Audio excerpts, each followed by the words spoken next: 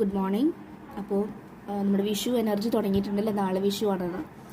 Okay, എല്ലാവരും celebrate ചെയ്യുക. നിങ്ങളുള്ളതുപോലെ happy ആവാൻ ശ്രമിക്കുക. നന്നായിട്ട് എല്ലാവരും ഒത്തുകൂടെ റീയൂണിയൻ എനർജിയൊക്കെ കാണിക്കുന്നുണ്ട്. നന്നായി സന്തോഷിക്കുക കേട്ടോ. ഉള്ളതിൽ ഓണം പോലെ നടന്ന പോലെ ഉള്ളതിൽ ഹാപ്പി ആയിട്ട് പോവുക. ഓക്കെ, പരാതിക്കാർക്ക് ലഭിക്കുന്നത് പരാതിപ്പെടാൻ കൂടുതൽ സാഹചര്യങ്ങളാണ്. ഞാൻ ഈ ടാരോ ക്ലയൻസ് ഒരുപാട് വരുമ്പോൾ ചിലവരുടെ ഈ പരാതിയാണ്, അത് മാറ്റിയാൽ മതി. അവർ ഈ പരാതിയുടെ ഉള്ളിൽ ജീവിക്കുമ്പോൾ അവർക്ക് ചുറ്റുമുള്ള നല്ല നന്മകൾ കാണാൻ സാധിക്കില്ല.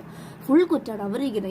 ഞാൻ പറഞ്ഞത് അതാദ്യം സ്റ്റോപ്പ് ചെയ്യും. ചിലവർ എൻ്റെ അടുത്ത് ടാരോ റീഡിങ്ങിന് വന്നിട്ട് വേറെ മുമ്പ് റീഡ് ചെയ്ത ആളുകളുടെ വോയിസ് ആയിട്ട് ഞാൻ പറയും, ദയവ് ചെയ്ത് ഡിലീറ്റ് ചെയ്യും, എനിക്കത് കേൾക്കണ്ട. കാരണം ഓരോരുത്തരും ഓരോ രീതിയിലാണ്. അപ്പോൾ ഇവിടെ കമ്പാരിസണോ ഒന്നുമില്ല എന്ന് പറയും. കാരണം ഇനി ഈ വോയിസും അവിടെ പോയി ചിലപ്പോൾ സെൻഡ് ചെയ്യുന്നുണ്ടായിരിക്കും. അപ്പോൾ നമുക്ക് ഒന്നിനും ഹാപ്പി ആവാൻ പറ്റാത്ത നമ്മുടെ ഉള്ളിൽ നമ്മുടെ ഇഷ്യൂ ആണ്.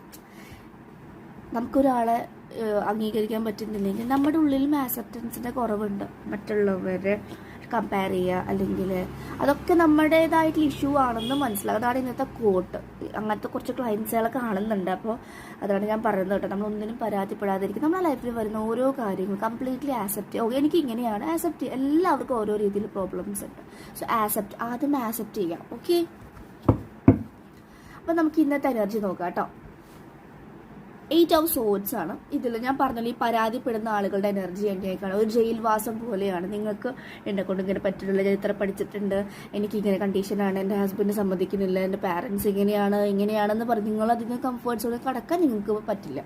അതിൽ നിന്ന് കടക്കാനാണ് പറയുന്നത്. നിങ്ങൾ എവിടെയും ഒന്നും പറ്റിയിട്ടില്ല. നിങ്ങളുടെ ചിന്തകൾ അല്ലെങ്കിൽ നിങ്ങളുടെ കണ്ണും കൈയും കെട്ടിയിട്ട് അതൊക്കെ ആക്ഷൻ എടുക്കേണ്ട കൈകൾ അല്ലെങ്കിൽ തുറന്ന് പ്രോപ്പറായിട്ട് എന്താ നടക്കുന്നത് എന്ന് കാണാനുള്ള ആ കണ്ണുകളെ നേത്രങ്ങളെയാണ് മൂടി വെച്ചിട്ടുള്ളത്. അപ്പം നിങ്ങൾക്ക് തേർഡ് ഐനെ കൊണ്ട് എനർജി റീഡ് ചെയ്യാൻ സാധിക്കും. സ്പിരിച്വലി പോകുമ്പോൾ നമുക്ക് ഒരാളുമായിട്ട് സംസാരിച്ചില്ലെങ്കിൽ പോലും എനർജി റീഡ് ചെയ്യാൻ സാധിക്കും. അതാണ് കാണിക്കുന്നത്. സോ 8 of Swords ആണ് ഇത് പറയുന്നത്. അപ്പോൾ നിങ്ങൾ ജയിൽവാസത്തിലാണെങ്കിൽ അല്ലെങ്കിൽ നിങ്ങൾ ആ നെഗറ്റീവ് സിറ്റുവേഷനിലാണെങ്കിൽ അവിടെ നിന്ന് കടന്നു വരാനാണ് പറയുന്നത്. പരാതിപ്പെടുന്നത് നിർത്തുക. ഓക്കെ, ചിലവർ പറയും ചേച്ചി ഹീലിങ്സ് ഒക്കെ എടുക്കും കേട്ടോ. എന്നിട്ട് പറയും എനിക്ക് പെട്ടെന്നാണ് ചേഞ്ചസ് വേണ്ടത്, ഈ സ്പിരിച്വൽ ഒന്നും ഇത് നടക്കുന്നുണ്ട്, ഞാൻ ബ്ലാക്ക് മാജിക് അല്ലെങ്കിൽ അങ്ങനത്തെ പൂജയിലാണ് ശരിയാവുള്ളൂ എന്നുകൊണ്ട് അങ്ങനെ പോകുന്ന 1-2 പേരെ കണ്ടു. അവർക്ക് അറിയില്ല സ്പിരിച്വൽ ജേർണി എന്നാണ്. അതാണ് റിയൽ ആയിട്ടുള്ള ജേർണി. ബാക്കിയെല്ലാം പുറത്തുനിന്ന് നിങ്ങൾ എന്ത് ചെയ്താലും അതിൻ്റെ ടൈം പീരീഡ് കഴിഞ്ഞാൽ അതിൻ്റെ എനർജി കുറയും. പക്ഷെ നിങ്ങൾ ഇന്നർ വർക്ക്, ഉള്ളിൽ വർക്ക് ചെയ്യുമ്പോൾ നിങ്ങൾക്കത് പെർമനൻ്റ് ആയിട്ട് ഈ ലൈഫ് ടൈം മാത്രമല്ല, ഈ വരാൻ പോകുന്ന എല്ലാ ലൈഫ് ടൈമിലും നിങ്ങളെ ഹെൽപ്പ് ചെയ്യുന്ന കാര്യമാണ്. അപ്പോൾ അതറിയാത്ത 3D ആളുകളാണ് പുറത്തുനിന്ന് അന്വേഷിക്കുക.